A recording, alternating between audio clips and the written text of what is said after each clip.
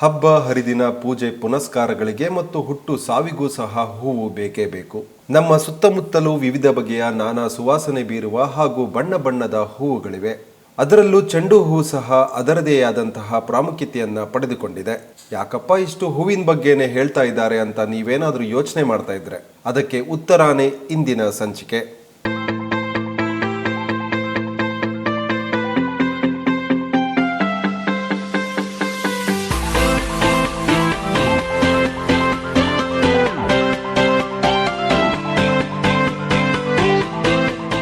ಗುಲ್ಬರ್ಗ ಜಿಲ್ಲೆಯ ಕಲ್ಪೇನೂರು ಗ್ರಾಮದ ಬಸವರಾಜ್ ದೇಸಾಯಿ ಎಂಬ ಯುವ ರೈತ ಕೇವಲ 30 ಗುಂಟೆಯಲ್ಲಿ ಉತ್ಪಲ ಸಂಸ್ಥೆಯ ಆರಾಧ್ಯ ಎಂಬ ಹೆಸರಿನ ಚೆಂಡು ಹೂವನ್ನ ಬೆಳೆದಿದ್ದು ಇದುವರೆಗೂ ಕೇವಲ 5 ಕಟಾವಿನಿಂದಲೇ ಸುಮಾರು 90,000 ರೂಪಾಯಿ ಪಡೆದುಕೊಂಡಿದ್ದಾರೆ ಹಾಗೂ ಇನ್ನೂ ಸುಮಾರು 1 ಲಕ್ಷ ರೂಪಾಯಿ ಲಾಭದ ನಿರೀಕ್ಷೆಯಲ್ಲಿದ್ದಾರೆ.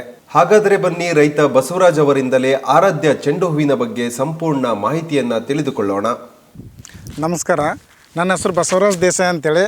ನಾನು ಕಲ್ಬೇನೂರು ಗ್ರಾಮ, ಗುಲ್ಬರ್ಗ ಡಿಸ್ಟಿಕ್ಕು, ಗುಲ್ಬರ್ಗ ತಾಲೂಕಿಂದ ಮಾತಾಡ್ತಾ ಇದ್ದೇನೆ. ನನ್ನ ಹೊಲದ ಒಂದು 30 ಗುಂಟೆ ಹೊಲ ಇತ್ತು ನಂದು. ಅದರಲ್ಲಿ ಏನು ಬೆಳಿಬೇಕಪ್ಪ ಅಂತ ಯೋಚನೆ ಮಾಡಿದೆ. ಹಿಂಗೆ ನಮ್ಮ ಗೆಳೆಯನ ಹತ್ರ ಸಜೆಷನ್ ತೊಗೊಂಡು ಏನು ಹಚ್ಚಿದ್ರಿ ಏನಾಗುತ್ತೆ ಅಂತ ನಮ್ಮ ರಾಜ್ಕುಮಾರ್ ಪಾಟೀಲ್ ಅವ್ರು ಹೇಳಿದ್ರು, ಆ ಉತ್ಪಲ್ ಕಂಪನಿ ಆರಾಧ್ಯ ಒಂದು ತಳಿ ಚೆನ್ನಾಗಿದೆ, ಚೆಂಡು ಹೂವು ಬೆಳೀರಿ ಅಂತಂದರು. ನಾನು ಅವರ ಬೇಡಿಕೆಯಿಂದನೇ ನಾನು ಚೆಂಡು ಹೂವು 3,000 ಸಸಿನ ತೊಗೊಂಡು ಒಂದು 30 ಗುಂಟೆಯಲ್ಲಿ ನಾಟಿ ಮಾಡಿದೆ. ನಾಟಿ ಮಾಡಿದ ತಕ್ಷಣ ಒಂದು 50 ದಿನದಲ್ಲಿ ಕಟಿಂಗ್ ಬಂತು ಸರ್. ಕಟಿಂಗ್ ಮಾಡಿದೆ. ಕಟಿಂಗ್ ಮಾಡಿದ ತಕ್ಷಣ ಫಸ್ಟ್ ಕಟಿಂಗೇ ನನಗೆ ಒಂದು 5 ಕ್ವಿಂಟಾಲ್ ಚೆಂಡು ಬಂತು ಸರ್. ಮಾರ್ಕೆಟ್ಗೆ ತೊಗೊಂಡು ಹೋದರೆ ಒಳ್ಳೆ ಬೇಡಿಕೆ ಇತ್ತು ಸರ್. ಫಸ್ಟ್ ಪ್ರಿಫರೆನ್ಸ್ ನನ್ನ ಚೆಂಡು ಕೊಡ್ತಾಯಿದ್ರು. ಒಳ್ಳೆಯ ಒಂದು 100 ರೂಪೀಸ್ kg ಅಂತಲೇ ಹೋಯಿತು ಸ್ಟಾರ್ಟಿಂಗ್ ನಮ್ಮದು. ಅದು ಆದಮೇಲೆ ಇವಾಗ ಇದು ರೋಗ ಬೇರೆ ತಳಿಗಿನ ಈ ತಳಿಗೆ ರೋಗ ಸ್ವಲ್ಪ ಕಮ್ಮಿ ಇದೆ. ಕಮ್ಮಿ ಅಂತಂದರೂ ಪೂರ ಕಮ್ಮಿ ಇದೆ ಸರ್ ಇದರಲ್ಲಿ. ಆದರೆ ಈ ಹೂವು ನೋಡಿರಿ ಸರ್ ಎಷ್ಟು ಚೆನ್ನಾಗಿದೆ ಮತ್ತು ಗಟ್ಟಿ ಇದೆ.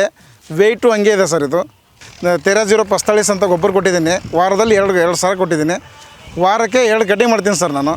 ವಾರಕ್ಕೆ 2 ಕಟಿಂಗ್ ಮಾಡಿದ್ರೆ ನನಗೆ 5 ಕ್ವಿಂಟಲು 6 ಕ್ವಿಂಟಲು ಒಂದೊಂದು ಕಟಿಂಗ್ಗೆ ಒಂದೊಂದು ಕ್ವಿಂಟಲ್ ಎಕ್ಸ್ಟ್ರಾನೇ ಬರ್ತಾಯಿತ್ತು.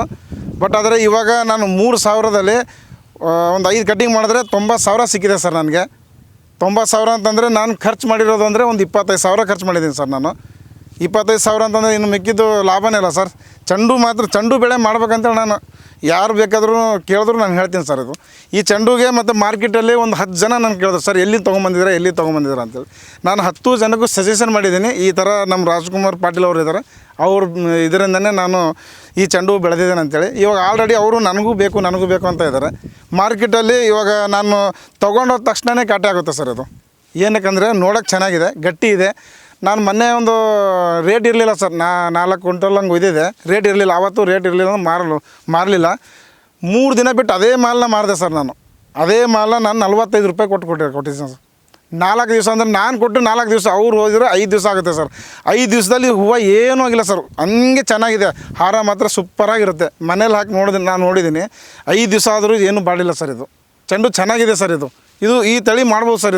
ಇದು ಉತ್ಪಲ್ ಅಂತ ಆರಾಧ್ಯ ತಳಿ ಇದೆ ಸರ್. ಇದು ಮತ್ತು ಇದು ರೋಗ ಅಂದರೆ ಸ್ವಲ್ಪ ಲೀಪ್ ಮೈನರ್ ಬೀಳುತ್ತೆ. ಮತ್ತು ಈ ಕಬ್ಬುಣ ರೋಗ ಅಂತ ಬರುತ್ತೆ ಸರ್. ಕಬ್ಬುಣ ರೋಗಕ್ಕೂ ಔಷಧಿ ಇದೆ ಸರ್, ಲೀಪ್ ಮೈನರ್ಗೂ ಔಷಧಿ ಇದೆ. ಔಷಧಿ ಸಿಂಪಡಣೆ ಮಾಡಿದ್ರೆ ಅಲ್ಲಿಂದ ಕಂಟ್ರೋಲ್ ಆಗಿಬಿಡುತ್ತೆ. ಇವಾಗ ನಾನು 5 ಕಟಿಂಗ್ ಮಾಡಿದ್ದೀನಿ ಸರ್. 5 ಕಟಿಂಗ್ ಮಾಡೋ ಥರನೇ ಇಲ್ಲ ಸರ್, ಫಸ್ಟ್ ಕಟಿಂಗ್ ಥರ ಇದೆ ಸರ್. ಇಲ್ಲಿ ನೋಡಿ ಸರ್ ಯಾವ ಥರ ಇದೆ ಚೆಂಡು, ದಪ್ಪಗೆ ಗುಂಡ್ಗೆ ಇದೆ ಸರ್. ಇದು 5 ಕಟಿಂಗ್ ಅಂದರೆ ಸುಮಾರು ಯಾರೂ ನಂಬಂಗಿಲ್ಲ ಸರ್. ಇದು ಇನ್ನೂ ನನಗೆ ಒಂದು 5 ಕಟಿಂಗ್ ಬರುತ್ತೆ ಸರ್. 5 ಕಟಿಂಗಲ್ಲಿ ಸುಮಾರು ಇನ್ನೊಂದು ಲಕ್ಷ ಆಗ್ಬೋದು ಅಂತ ಅನಿಸಿಕೆ ಇದೆ ಸರ್ ನಂದು. ಮಾಡ್ಬೋದು ಸರ್. ಇದು 2 ಲಕ್ಷ ಆಗುತ್ತೆ ಸರ್. ನಾನು 30 ಗುಂಟೆ ಇದೆ ಸರ್. ಇದು ಇರೋದ್ರೆ 3,000 ಸಸಿ ಇದೆ ಸರ್. 3,000 ಅಷ್ಟೇ. ನೋಡಿದ್ರಲ್ಲ, ಕೇವಲ 30 ಗುಂಟೆಯಲ್ಲಿ ಬೆಳೆದ ಚೆಂಡು ಹೂವಿನಿಂದ ರೈತ ಬಸವರಾಜ್ ಅವರಿಗೆ ಸಿಕ್ಕ ಲಾಭ ಪ್ರಪಂಚದ ಪ್ರತಿಯೊಬ್ಬ ರೈತರಿಗೂ ಸಿಗಲಿ ಎಂದು ಆಶಿಸುತ್ತಾ ಇಂದಿನ ಸಂಚಿಕೆಯನ್ನ ಇಲ್ಲಿಗೆ ಮುಗಿಸೋಣ.